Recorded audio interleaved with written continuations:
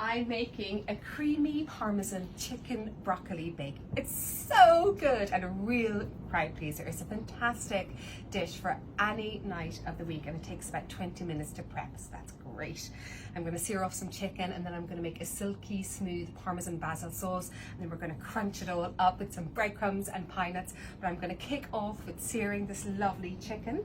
So I've put a little bit of olive oil into my casserole dish, and I'm going to sear the chicken for 3 minutes on each side, and then season it up.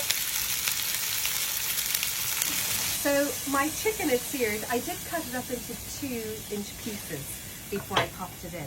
And then I've chopped up an onion, which I'm going to add in. Just one onion. That was a big onion I put in there. And then I've also started crushing up 3 cloves of garlic with a little bit of sea salt, because it really helps crush the garlic that much faster. Okay, now that goes in on top of the chicken and the onions, and then we're going to saute that for about 2 minutes. So I've melted the butter in the same pan, and now I've put in some flour, and I'm making a roux, which is a thickener for the creamy sauce. And what you want to do is just make sure you cook out the flour so you don't get that floury taste. And when we come back in again, you'll see it forms a little paste.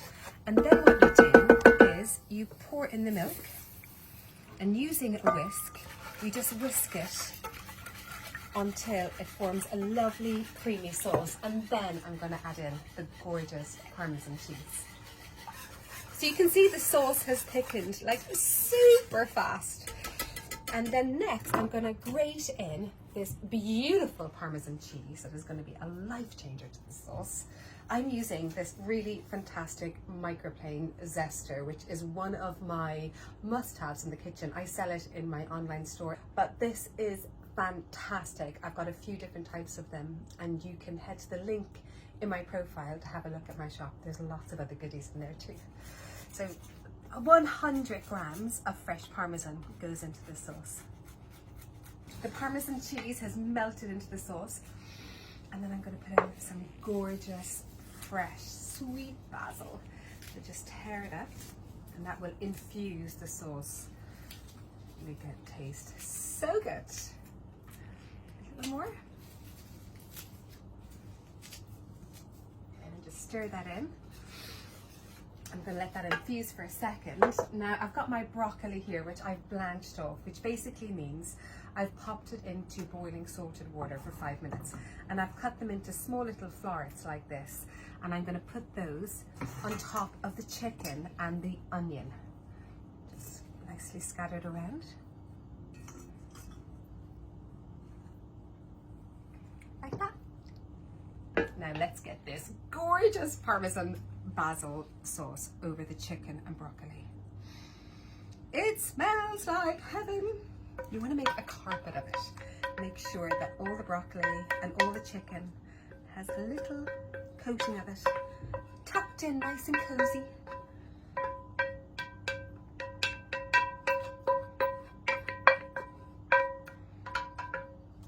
Now, spread that all around.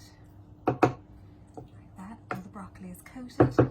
The next is the gorgeous crunchy topping. So I'm putting breadcrumbs, which is just some old bread that I had left over, and then I whizzed it up in a food processor. Great way to use up leftover bread. And then some pine nuts. You could use hazelnuts or you could use almonds. I love the pine nuts with this. And then I'm going to give it an extra dashing of Parmesan cheese. And that goes into the oven at 180 degrees Celsius. Mamma mia, the smell is amazing. That has been baking in the oven for 30 minutes. I can see it's creamy inside. It's got that gorgeous crunchy golden top to it. Okay, let's taste it. Okay, come on in here and look how creamy this is inside. Can you hear that crunch of the golden breadcrumbs and pine nuts?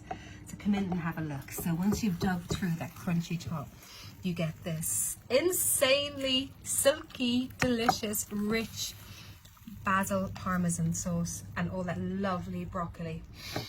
You could serve this up with a really lovely fresh rocket leaf salad, but shall we give it a taste? By the way, the recipe is down below. I might not be able to speak after I have this bite, so I really hope you enjoyed today's recipe video, and I'll chat to you all soon. Now go bake it and have a gorgeous supper.